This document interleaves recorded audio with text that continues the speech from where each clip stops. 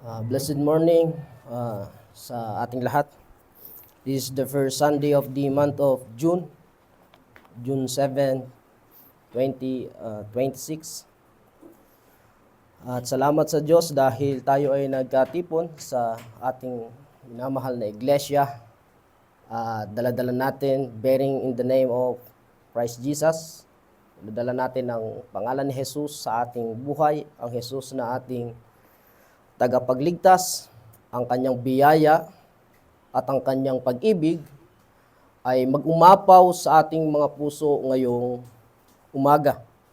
At sa ating pagpapatuloy sa ating pananampalataya na ipinagkaloob niya sa bawat isa sa atin. At ang pagpapalang espiritual sa umagang ito ay matanggap natin sa umagang ito. This is yung June 7th ay napaka-historical nito sa buhay ng iglesia ng Metropolitan Tabernacle in London.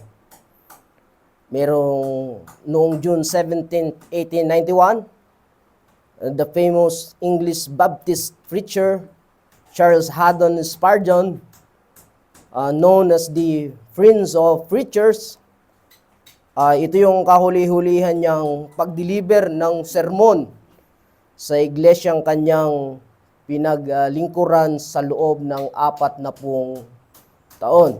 June 7, 1891. At ang kanyang preaching that time ay ginamit niya yung ng Book of Samuel, yun sa 1 Samuel verse 1 Samuel chapter 30, at yung entitled ng kanyang sermon ay Christ our Great Captain. Ang Kristo ang ating dakilang kapitan. He used the passage to exalt Jesus as most magnanimous captain who always take the heaviest end of the cross. Si Spurgeon po, yung kanyang first sermon was December 1853 sa London largest Baptist congregation at New Park Street. At hindi nagtagal dahil sa kanyang powerful message caused the church to outgrow. Lumago ang simbahan, nagkaroon ito ng 1,200 seat auditorium at that time. At yung simbahan ay na-move a couple of times. Naglipat sila ng maraming beses before the 1861 and dedication of the current Metropolitan Tabernacle at the intercession of Elephant and Castle. Si Spurgeon ay siya ay nagsalita, spoke to 6,000 attendees every Sunday, and nakakagilas ito sapagkat there is no microphone that time. For 30 years, preaching to more than 10 million in his lifetime. Ano po katindi. And the Prince of Preachers struggled with illness for most 1891. Sometime after preaching his last sermon, nung matapos niyang ibahagi ang kanyang huling sermon, siya ay umuwi doon sa French Riviera to rest and recover, but he died the following month of January. And more than 60,000 people attended his funeral on February 9, 1892. So Spurgeon concluded his last sermon says this. Ito yung sinabi niya doon sa kanyang huling sermon. Those who have no master are slave to themselves. Yung mga walang kinikilalang Panginoon, sila'y alipin ng kanilang sarili. Defend upon it. Sabi yan ay kayo nakadepende doon. You will either serve Satan or Christ. Maaaring paglingkuran mo ang demonyo o ang Kristo. Either self or the Savior, you will find sin. Makikita mo ang kasalanan. Self, Satan, and the world be hard masters. At ang mundo ay napakahirap na maging Panginoon. But if you were the livery of Christ, ngunit kung ikay namumuhay kay Kristo, you will find Him so meek and lowly of heart that you will find rest unto your soul. He is the most magnanimous of captains. Matindi ang kanyang conclusion sa kanyang huling sermon. And to end, sabi niya, there never was his like among the choicest princes. Walang katulad niya, sabi niya gano'n. Kahit na pumili ka ng iba't ibang mga prinsipe, he always to be found the thickest part of the battle. When the wind blows cold, he always take the bleak side of hill. The heaviest end of the cross lies ever on his shoulders. If he bid us carry our burden, ginagawa niyang pasanin ang ating mga pasanin, he carries it also. If there is anything that is gracious, generous, kind, and tender, yea, lavish, and superabundant in love, you will always find it in Him. Kung sino man ang pinaka-gracious, generous, kind, tender, lavish, and superabundant in love, you will always find in Christ Jesus. This 40 years, sabi niya, this 40 years in the same dear service is below, her below, if so it please Him, His service, peace, joy, oh, that you would enter on it at once. God help you to enlist under the banner of Jesus even this day. Amen. Serving in the ministry in our Lord is priceless. Ang maglingkod sa ating Panginoon, ito'y walang kapares na halaga. Ulitin ko. Ang maglingkod sa ministeryo ng ating Panginoon, ito'y walang kapares na halaga. Every day, bawat umaga is an opportunity to know Him. Bawat umaga isang opportunity na makilala natin siya. Here is a man serving Christ for 40 years. Narito ang taong ito na naglingkod sa Diyos sa loob ng 40 taon in his life commitment in the ministry.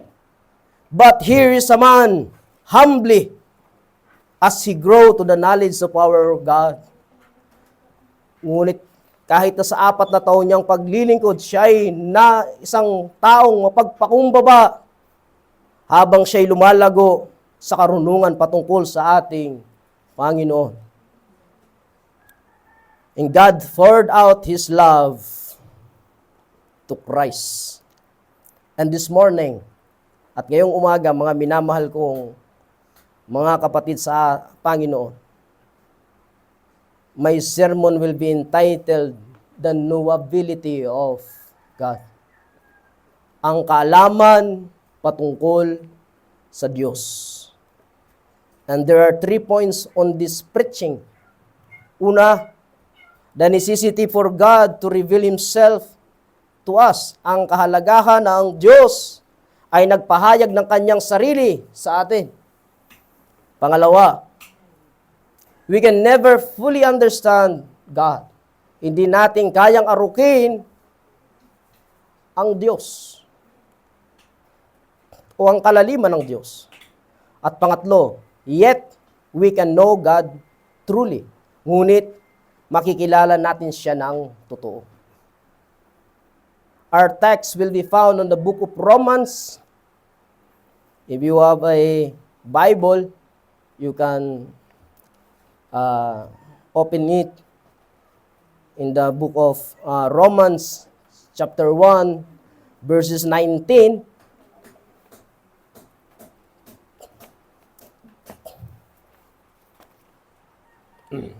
Chapter 1, verse 19. But we will read in a manner of context. Ngunit babasahin natin siya para makita natin yung konteksto. And we start in verse 18 to 32.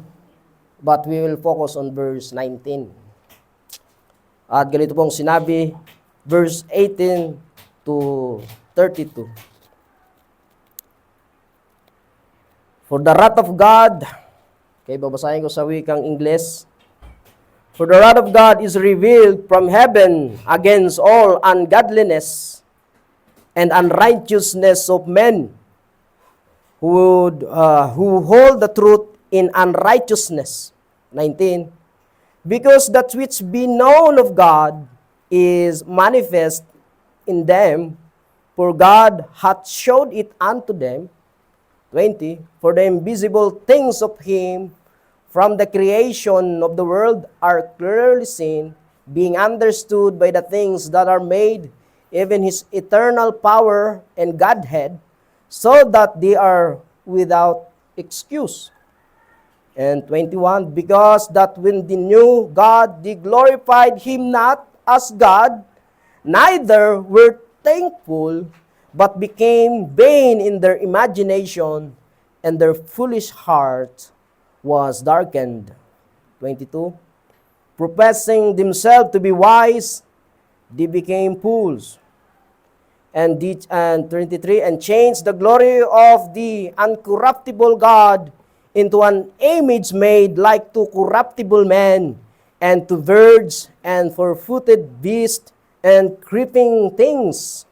24, wherefore God also gave them up to uncleanliness through the lust of their own hearts, to dishonor their own bodies between themselves.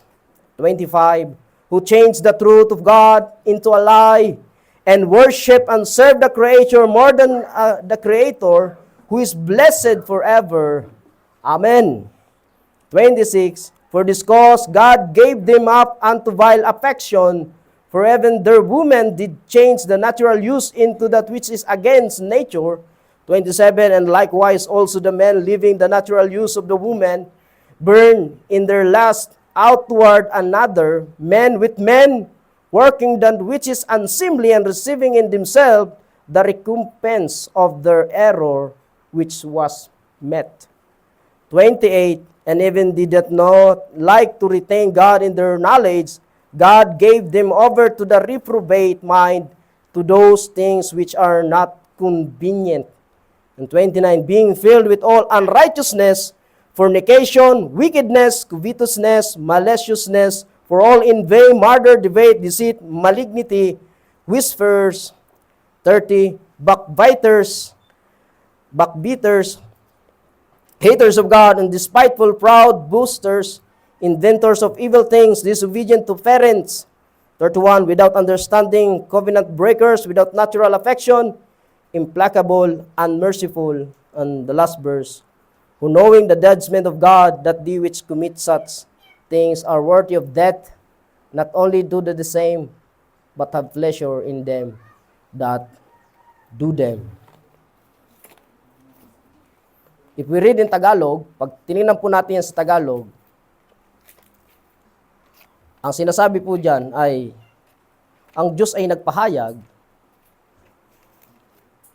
ngunit, okay, pag tinignan po natin, sabi dito, nahayag mula sa langit, ang puot ng Diyos laban sa lahat ng kalapastanganan at kasamaan ng mga taong sumisiil sa katotohanan sa pamagitan ng kanilang kasamaan. Ang maaring malaman tungkol sa Diyos ay maliwanag, yamang inihahayag ito sa kanila ng Diyos. Mula pa nang likhain niya ang sanlibutan, ang kalikasang di nakikita, ang kanyang walang hanggang kapangyarihan, at pagka-Diyos ay maliwanag na inihahayag ng mga bagay na ginawa niya, kaya't wala na silang may dadahilan. Kahit nakilala na nila ang Diyos, siya ay di nila pinarangalan bilang Diyos, ni pinasalamatan man. Sa halip ay naghahaka sila ng mga bagay na walang kabuluhan at nadimla ng kanilang mga hangal na pag-iisip. Sila'y nagmamarunong ngunit lumitaw na hangal, nang talikdan nila ang kadakilaan ng Diyos na walang kamatayan at sambahin ang mga larawan ng taong may kamatayan, ng mga ibon, ng mga hayop na may apat na paa, at ng mga nilalang na gapang. Kaya hinayaan na sila ng Diyos sa kanilang maruruming pita hanggang sa magumon sila sa paggawa ng kahalayan sa isa't isa. Tinalakdan nila ang katotohanan tungkol sa Diyos at pinalitan ng kasinungalingan. Sinamba nila at pinaglingkuran ang nilalang sa halip na ang lumalang siyang dapat papurihan magpakailanman. Amen. Dahil dito'y hinayaan sila ng Diyos sa mahalay na pita. Ayaw nang makipagtalik ng mga babae sa mga lalaki, sa kapwa babae na lamang sila nakikipag-ugnayan. Gayon din ang ginagawa ng mga lalaki. Ayaw makipagtalik sa mga babae, kundi sa kapwa lalaki nila na rin sila nahuhumaling. Ang ginagawa ng mga ito'y nakakahiya. Kaya't hindi na nila maiiwasan ng parusa sa kanilang lisyang gawain. Sapagkat ayaw nilang kumilala sa Diyos. Hinayaan sila ng Diyos sa kanilang masasamang pag-iisip at sa mga ditumpak na asal. Naging alipin sila ng lahat ng uri ng kasamaan, kabuktutan, kasakiman, masasamang isip, na puno sila ng pagkainggit, masasamang hangarin, na humaling sa pagpatay, pagtatalo-talo, pagdaraya, sila'y masitsit, mapanirang puri, napupuot sa Diyos, walang pakundangan, mapagmataas, mayayabang, mapagkathanang kasamaan, mga suwail sa magulang, mga hangal, mga taksil, mga walang puso, at di marunong lumingap sa kapwa. Nalalaman nilang utos ng Diyos na dapat mamatay ang mga gumagawa nito. Gayunman, patuloy sila sa paggawa nila at natutuwa pang makita na ang iba'y gumagawa ng gayon. Ang sulat ng apostol sa mga taga-Roma, we'll focus on Romans 1 verses 19, nang sabi doon ay, ang maaring malaman tungkol sa Diyos ay maliwanag, yamang inihayag ito sa kanila ng Diyos. Because that which be known of God manifest in them, for God show it unto them. Ang sulat ng apostol sa mga taga-Roma ay upang gisingin ang diwa ng mga taong sumisil sa katotohanan. At kung paano nagpapakilala ang Diyos bilang Diyos na makatarungan, at dito rin natin makikita kung gaano kahangal ang isipan ng taong makasalanan. Ang istorya ng tao ay nagsisimula ito kapag ang tao ay kinikilala niya ang Diyos. Sa panahon natin ngayon, na umiiral ang mga bagong teknolohiya, nagpapasimulang ituro sa mga universidad ang pagtakwil sa Diyos, bagamat ang mga bagay na ito ay kinaharap na ng mga naunang Kristiyano sa atin nung nagsimula ang teorya na sa tinatawag na natural selection o yung tinatawag na evolution, at sa panahon natin ngayon ay may pag-uulit sa bagay na ito. At mas pinatindi at mas pinalawak ang ideolohiya at teknolohiya. Pinaniwala ang tao na kaya niyang mabuhay na hindi niya kailangan ng Diyos.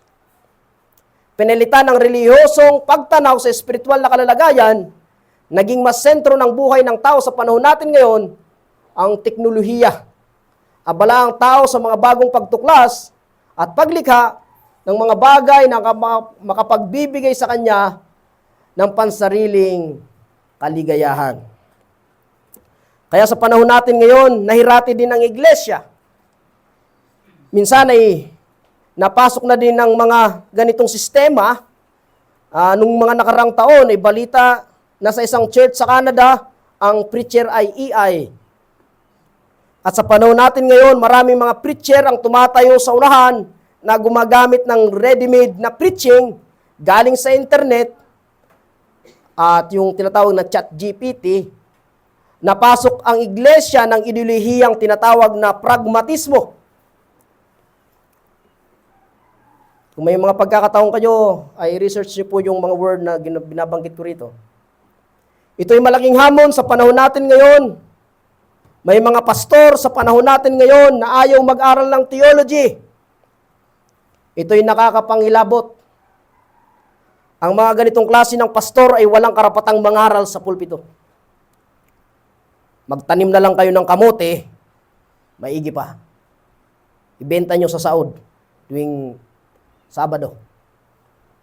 Okay lang daw na basta mahal mo si Jesus, basta tinanggap mo siya, okay na daw iyon. Itong masasabi ko, every believer must be a theologian. Ulitin ko. Every believer, ang lahat ng mga mananampalataya must be, kailangan na ikaw ay maging theologian. It must not an option. Ito ay must be. Kaya dumako tayo sa unang punto. The necessity for God to reveal Himself to us. Ang kahalagahan na ang Diyos ay nagpahayag ng Kanyang sarili. Dito makikita natin kung gaano kahalaga ang pag-aral ng teolohiya. Tingnan natin ang terminong theology. Ang terminong theology o study of God, ito ay galing sa termino na theos, meaning God, and logos, meaning rational expression. May sinulat si Ryrie patungkol sa teolohiya. Sabi niya, una, ang teolohiya ay naiintindihan ng isip. Pangalawa, ang teolohiya ay nangangailangan ng paliwanag, kaya nangangailangan ito ng pag-aaral at pagsistema para maisagawa sa akmang pananalitang pagpapaliwanag.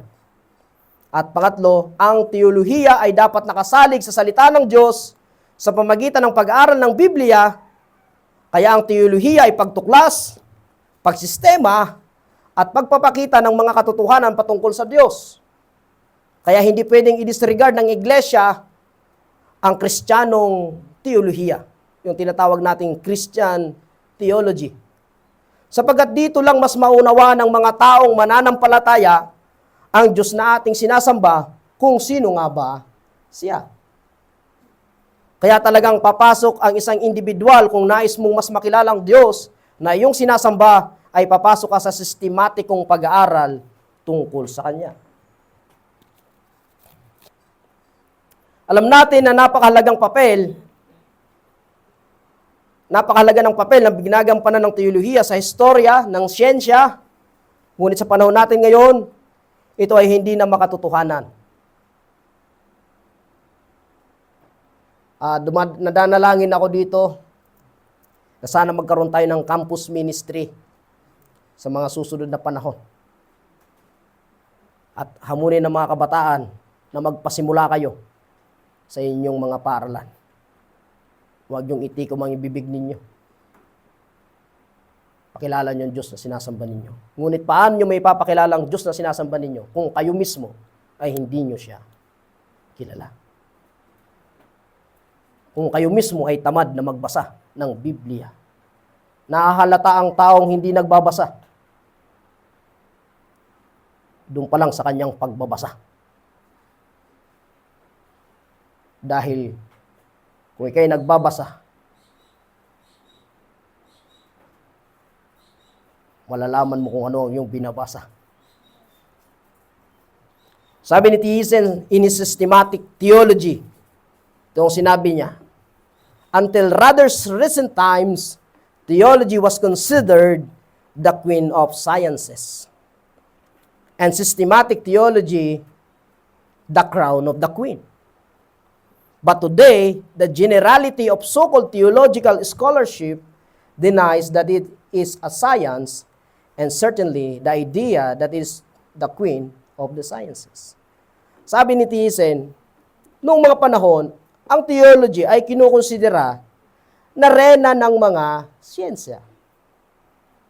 And sistematikong teolohiya ay ito naman ang korona ng rena.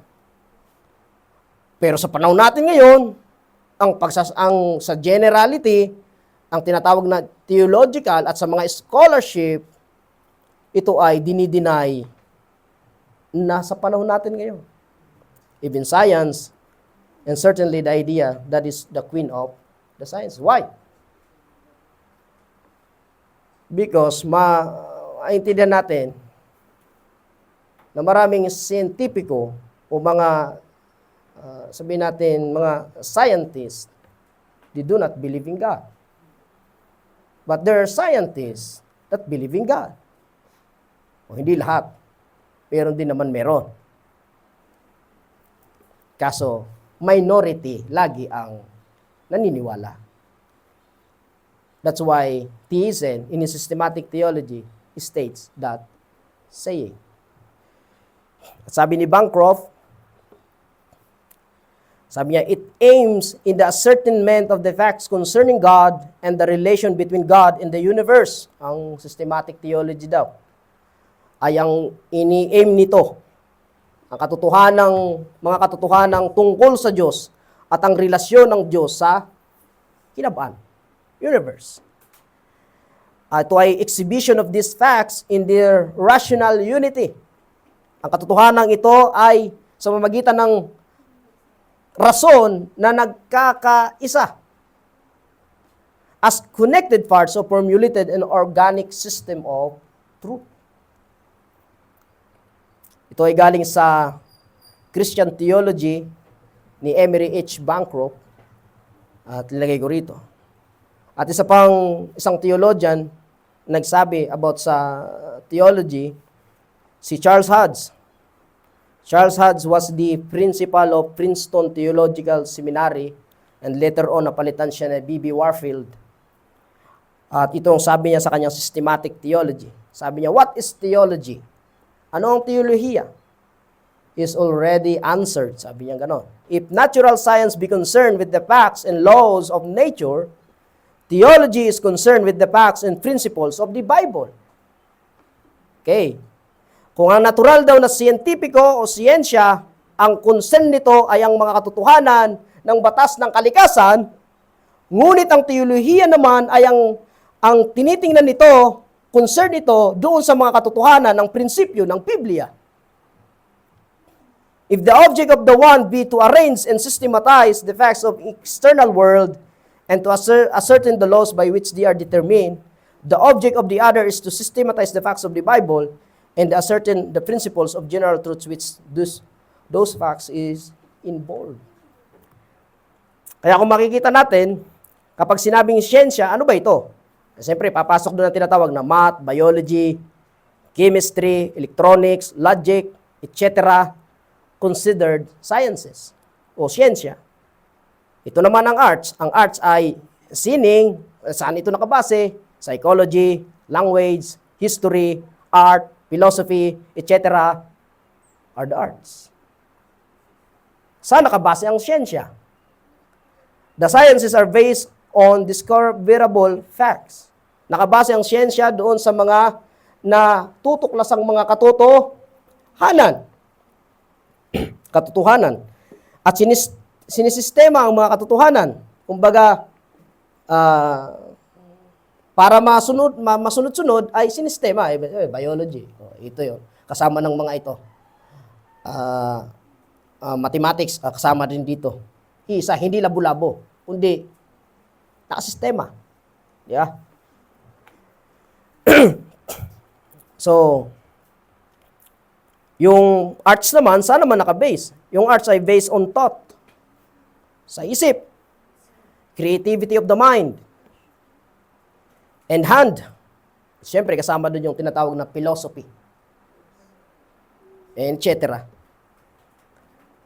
And the study of sciences in college leads to a Bachelor of Science degree. Di ba? Pag nag-aral ka ng science, ang tawag sa'yo, pag nakatapos ka doon, ay Bachelor of Science degree. While the study of the arts leads to Bachelor of Arts degree, BA. Since most Bible college give BA degrees, they must feel that the study of the Bible and theology is in the area of thought and philosophy. Sa akin, pagkakaisip nila, ang pag-aaral ng Biblia ay nasa area ito ng pag-iisip at filosofiya. In the thinking of the world, in this classification, kung ganito pag-iisip ng mundo, ito'y tama. However, if we feel the Bible is inspired by the Word of God and correct in all that it says, then we would determine our study from the facts are not thought. Hindi isip. kapag tiningnan natin kung tinitingnan natin ang Biblia na totoo. Hindi siya taught, kundi ang pag-aaral sa kanya ay sa mga katotohanan. This would technically places us within the idea of the sciences. Ito yung sabi ni Derrickson sa kanyang systematic theology.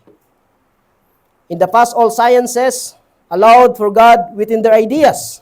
However, today, very few sciences allow for God on any kind and have replaced Him with man.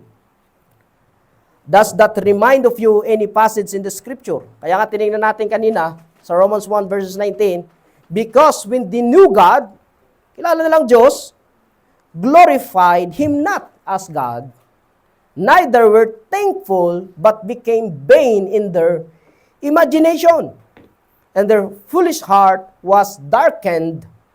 Professing themselves to be wise, they became fools, and changed the glory of the incorruptible God into an image made like corruptible men, and birds, and four-footed beasts, and creeping things. Napaka-importante ng kahalagahan na ang Diyos ay ipinahayag ang kanyang sarili sa atin. Sapagkat kung hindi niya inihayag ang kanyang sarili, walang makakakilala sa kanya.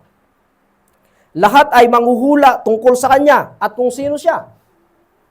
Kaya dito sa ating unang punto, ipinapakita dito na ang Diyos na ating sinasamba ay nagpapahayag ng kanyang sarili sa pamagitan ng kalikasan. Romans 1:19. Ang language ni Pablo dito ay what can be known about God is plain to people. God has shown it to them. Ipinakita ito ng Diyos sa kanila. May mga mata kita. Pag naglakaw-lakaw ka sa dagat, maisip ka. Maliban na kung wala ka isip, sabihin mo, nabaybay din siguro, nagtubo lang din Siguro nadagat na Kung ikaw ay di ka nagniniwala sa Diyos, siguro nadagat na ay gawa ito sa tinatawag na molecules at yan ang paliwanag mo kasi munggo ka. Di ka naniniwala sa Diyos. O kaya nakakita ka ng relo doon sa disyerto at sasabihin, why ito na relo na ito? Ay kusang ginawa ito ng disyerto. Tingnan mo kasi hindi ka naniniwala na mayroong gumawa noon. Kaya itong mga malilit na pyesa dito ay gawa ito ng mga buhanging ito. Kaya talagang munggo talagang tawag doon. Kaya tama sabi ng Biblia, another translation yun, munggo ang nagsasabi ng walang Diyos. Ano sabi yun? Fool is the man who says without God. Di ba? Unghang ang taong nagsasabing walang Diyos. Okay? So maliwanag dito na binabanggit ni Pablo na what can be known about God, malalaman patungkol sa Diyos is plain. Nariyan.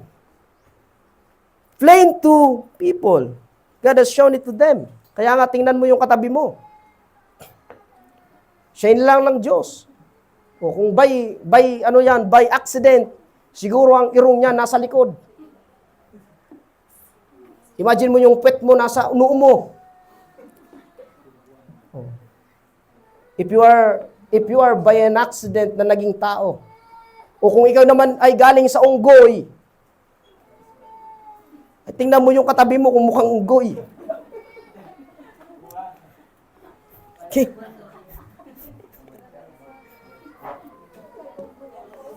Ang kalikasang kanyang ginawa o yung in nature ay pinili niya upang malaman ng tao na mayroong Diyos. Di ba? Ang kalikasan, tingnan niyo ang kalikasan. Pagising mo sa umaga, di ba, makikita mo kagad, lalo na kung malapit ka sa dagat, makikita mo kagad. Wow. Pag nandun ka sa bundok, wow. Tumubo ang bundok. Huwag ganun ba sabihin, wow. Di ba? Pagka sa gabi, makita mo yung mga stars. Wow. Mga ano siguro to? Ano kaya ito? Di ba?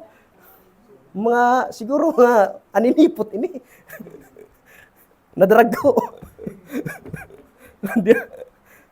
Sabi ng Bible sabi ni Paul ay, God show it to them. Nagpapakilala yan na merong Diyos. That's why Thomas Aquinas in his apologetic approach that na makilala ang Diyos, na the God exists, he has 5 points na ginawa. Summa theologica, theologia. At doon ay pinaliwanag niya na meron talagang Diyos na nag-exist. But ang naging problem, kung ipapakilala mo ang Diyos that you are not referring to this word, magkakaroon ng erroneous doon. Baka maging 5 ang Diyos. Why? Because you do not refer in His word.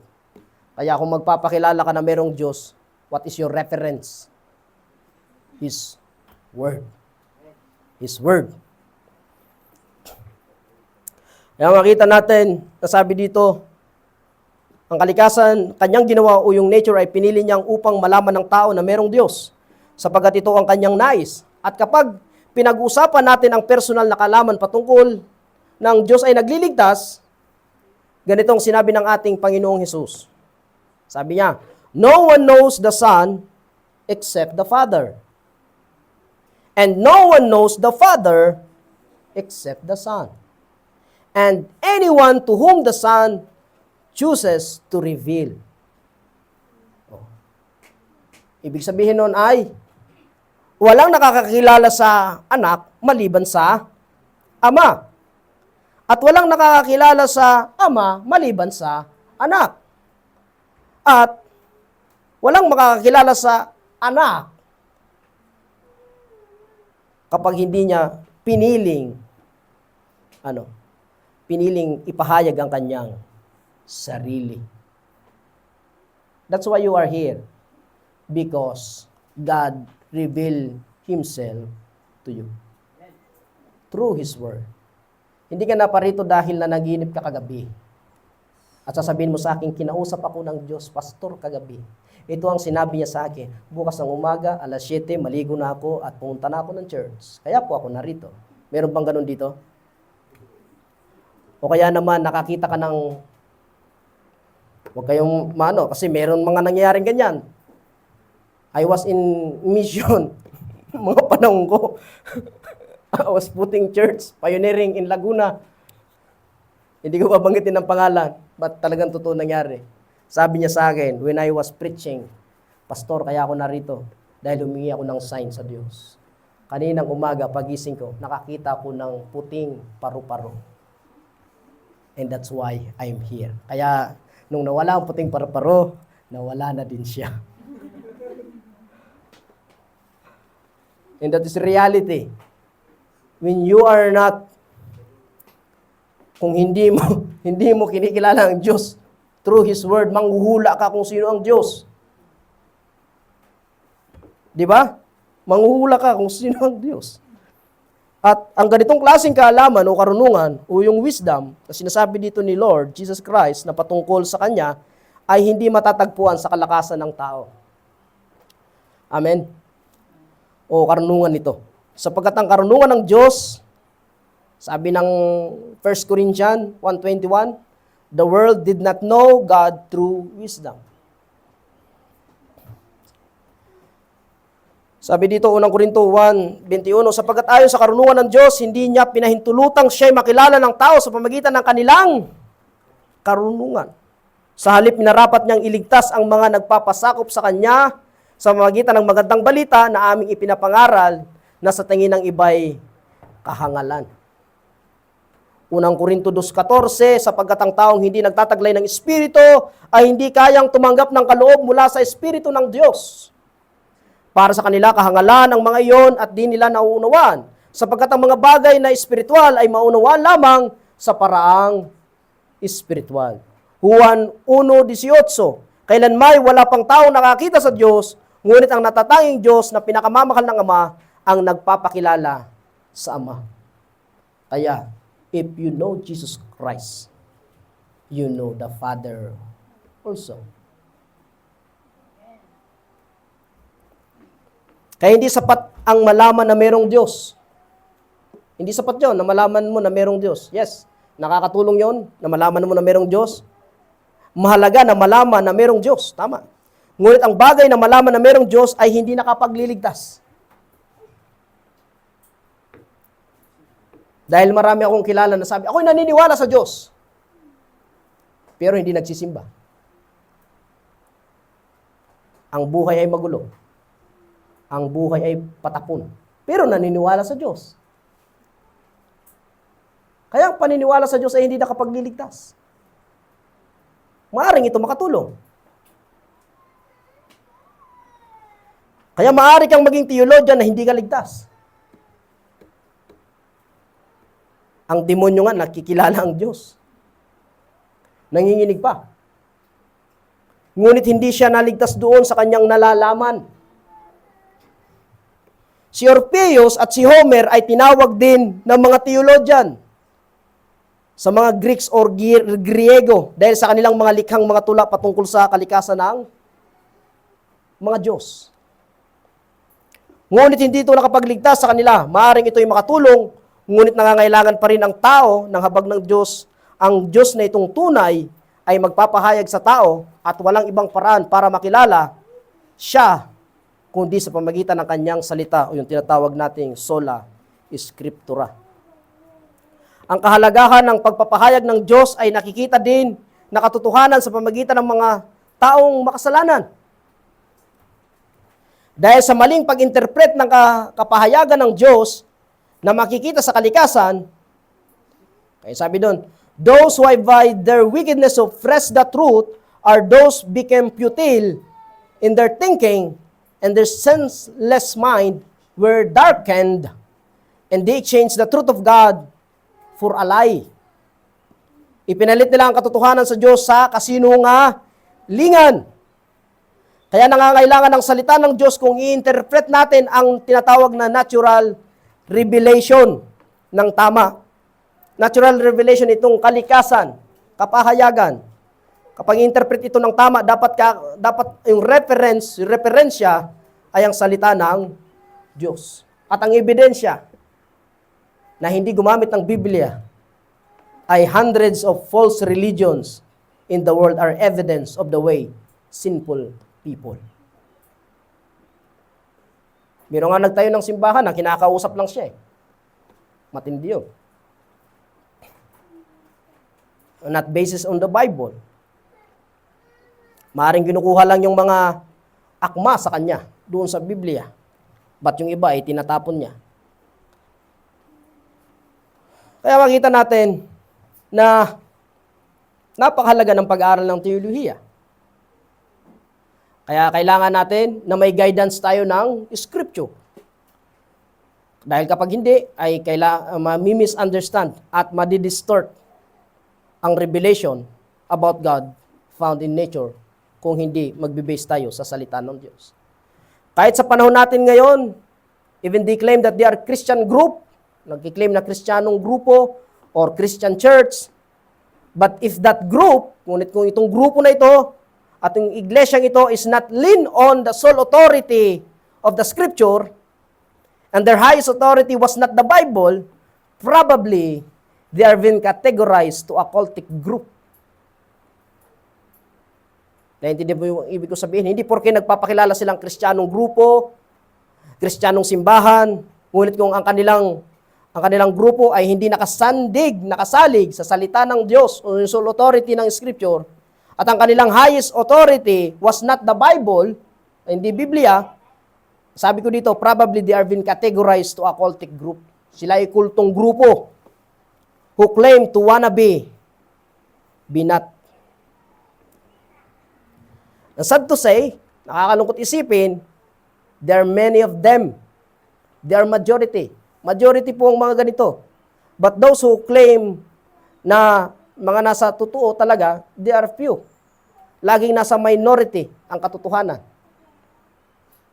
And that evidentially will see the problematic labeling the name Christian. To the circle of the evangelicals today and in Pentecostals, they claim that they are biblical, but they only choose a certain passage in the Bible that will support their stand. To karamihan. This is erroneous. And sometimes visions and dreams is the highest authority rather than the Scripture. Many claim to be Christians but do not believe in the Bible. Ito nakakalungkot. Sasabihin, dito na kami namulat, dito na kami mamamatay. Bible di alam. I encountered this so many times. Sasabihin, ay ako, Kristiyano ako. Nagsimba kami.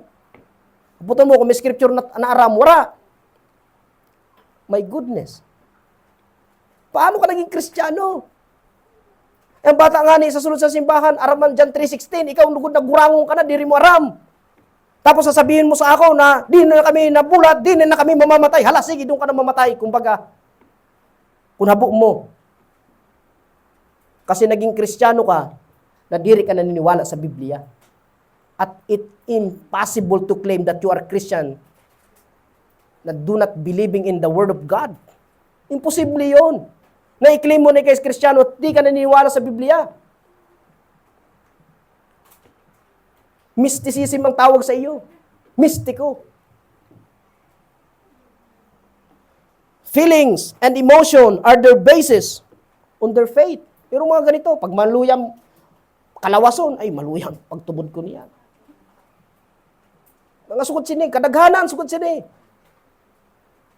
Yun ang basya ng kanilang pananampalataya. That is why many Christian theologian was eager to defend our faith. Kaya maraming Kristiyanong theologian na umusbong at talagang idinipensa ang katotohanan ng ating pananampalataya. May mga namatay eh.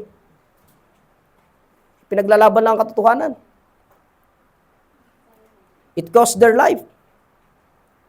Kaya marami ding mga author ng Christian books was published. At merong mga good books. At siyempre, meron ding mga cults na libro. Kaya kapag nagbabasa ka ng books o Christian books, dapat meron kang tinatawag na critical thinking. Ang ibig sabihin nun ay hindi lahat ng sinasabi nun ay pinaniniwalaan mo. Baka yung nagsulat nun ay bias. Di ba? Maaring magsulat ang kulto eh. Mata ka sa sinulat ay paniwala ka. That's why your basis pa rin ay ang anin. Salita ng Diyos. Okay? Katulad na lamang ng isang Christian theologian na si J.I. Packer. At nakilala siya doon sa kanyang isinulat na Knowing God. He was a Christian theologian. It is his best known work. At naibenta ito. Karoon ito ng 1 million copies in North America and alone. And J. Packer argues the ultimate goal, ang sabi niya ni J. Packer doon sa kanyang sinulat na libro, the ultimate goal of the Christian life is not just knowing about God. Ang ultimatum na layunin ng Kristiyanong pamumuhay ay hindi lamang malaman na merong Diyos. Kundi, sabi niya, but actually, knowing Him intimately. Kundi mas makilala siya ng malalim. Ang ating Diyos ay ating mas makikilala sa pamagitan ng kanyang mismong salita. Kaya kung ikaw isang mananampalataya, ang hamon sa iyo nito ay bigyan ng mas mataas na halaga ang kanyang mga salita sapagkat dito mo lamang siya makikilala. Pangalawa, we can never fully understand God. Hindi natin kayang unawain ang lahat ng patungkol sa Diyos. Because God is infinite. We are finite, or limited. Ang Diyos ay hindi limitado. Tayong mga tao ay limitado. We can never fully understand God. Di natin kayang arukin ang lahat ng kalaliman ng Diyos. Kaya nga ako, sukang-suka, suyang-suya, doon sa nagsabi na 30 years na akong nagpapastor at alam ko na lahat. Oh my goodness, even Paul says, I am baby. Nakakadwa yun. Sabihin na, ay, alam ko na lahat. Adwang-adwa ko doon. Gusto ko siyang ipag-pray.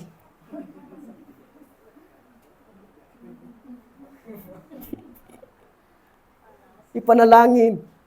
at sabihin sa kanya na mali yan, kapatid. Di ba? Kaya minsan napapakunot ang ulo ko pagka yung mga yung mga binibida yung kanilang haba ng taon ng kanilang pagsiserbi sa Diyos. Okay, medyo wala yan. Hindi mo kayang arukin ang lahat sa Diyos. Salamat sa Diyos dahil sa loob ng 30 years, kung ikay umabot ng 30 years, ay may nalaman ka sa Kanya. Pero it's a glimpse of Him. Glimpse lang yun. Hindi pa yun ang kabuuan. Why? Kasi ang kabuuan na mas makikilala mo ang Diyos, saan? Doon sa state of glorification. Mas makikilala natin siya doon. At kapag sinabi mong kilala mo na siya dito, ay ikaw na. Wala nang dahilan pa para mag-aral ng Biblia. Why? Kasi lahat ng sasabihin mo, ayun na yun. Ba't pag makaharap kayo ng mga ganong tao, panalangin nyo po. Panalangin nyo sila na nawa sila ay mabuksan sa kanilang mga madilim na kaisipan. Yun ang sinasabi dito ni Paul. Nagdilim ang kanilang mga hangal na kaisipan. O, di ba? Rebuke yun eh. Yung binabanggit dito ni Paul, rebuke yan. Hangal na kaisipan. Because God is infinite and we are finite or limited, we can never fully understand God. In the sense, God is said to be incomprehensible. Where the term incomprehensible is used with the older and less common sense, unable to fully understood. Hindi kayang arukin. The sense must be clearly distinguished from the common meaning unable to understood. It is not true to say that God is unable to be understood, but it is true to say that He cannot be understood fully or exhaustively. Ang ibig sabihin po ay, na mali naman yung sabihin, hindi natin siya mauunawaan. Ang ibig sabihin po nito na hindi mauunawaan ng lalim na kalaliman ng pagka-Diyos ay yung kanyang kabuuang pagka-Diyos ay hindi kayang isaksak sa isipan sa maliit nating pag-iisip na minsan ay peanut, mani, ay hindi natin kaya isuksok dyan ang kalakihan ng Diyos.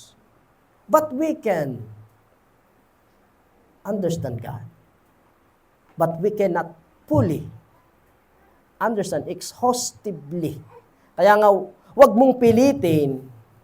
Kaya yung iba, pinipilit, hindi naniwala sa Trinity. Dahil bakit? Ginagamitan ng ano?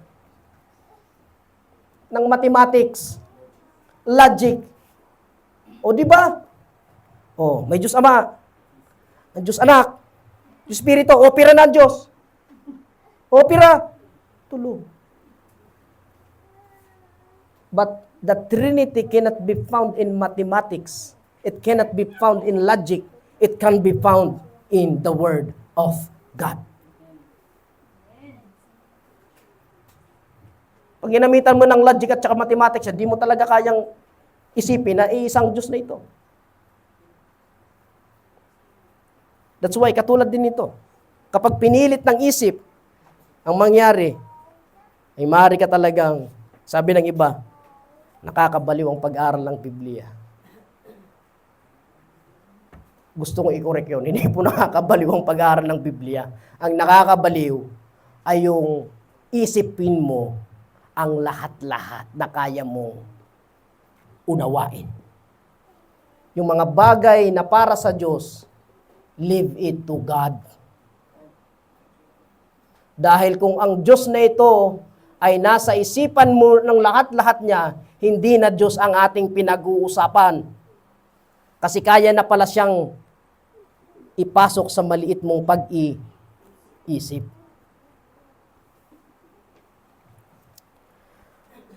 Ang sabi ng Psalms 145 says, "Great is the Lord, and greatly to be praised, and His greatness is unsearchable." God is great. God's greatness is beyond searching out or discovering. It is too great ever to fully known. Regarding God's understanding, sabi ng Psalms 147, great is our Lord and abundant in power. His understanding is beyond measure. Hindi mo masusukat ang kanyang kaalaman. Psalms 147:5, we will never be able to measure or fully know the understanding of God. This is far too great for us to equal or to understand. Similarly, when thinking of God's knowledge of all His ways. Kaya sabi ni David, anong sabi ni David? Such knowledge, ang ganitong klaseng kaalaman, is too wonderful for me. It is high. I cannot attain it. Hindi ko kayang tin. And Paul implies this incomprehensibility of God when he says that the Spirit searches everything, even the depths of God. And then goes on to say that no one comprehends the things of God. Walang nakakaalam sa mga bagay na patungkol sa Diyos except the Spirit of God. Maliban na lamang sa Espiritu ng Diyos. At the end of the long discussion of the history of God's great plan of redemption, Paul breaks forth into praise. Ano sabi niya sa Romans 11:33? Oh, the depth of the riches and wisdom and knowledge of God. How unsearchable are His judgment and how is incrustable His ways. Kaya, huwag kang mabahala, minamahal, kung sa pag-aaral mo ay may mga bagay ka na, diri ko rin nasabutan. Lalo na kapag nagkato ka sa Genesis, kay paano kinaon ni, kay paano kinaon niya to. Diri ko talaga maintindihan. Pwede man pala daghano man dito ang pagpipilian, kay kinaon talaga yan to. Na ano ba talaga ang rason? Di na ako mga turog sini. Yan, makakapay ka song kapatid. Pag-aaga nakasugad ka suno. Ano nangyari? Di ko talaga maisip. Kung kay kinaon nga yan to.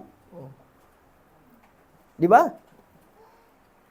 Tapos sabihin mo, there are many choices. Ang galing mo rin mo.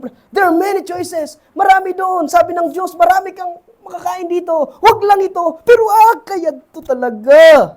Kaya to. Hindi ko talaga maintindihan. That's why an atheist compose a song.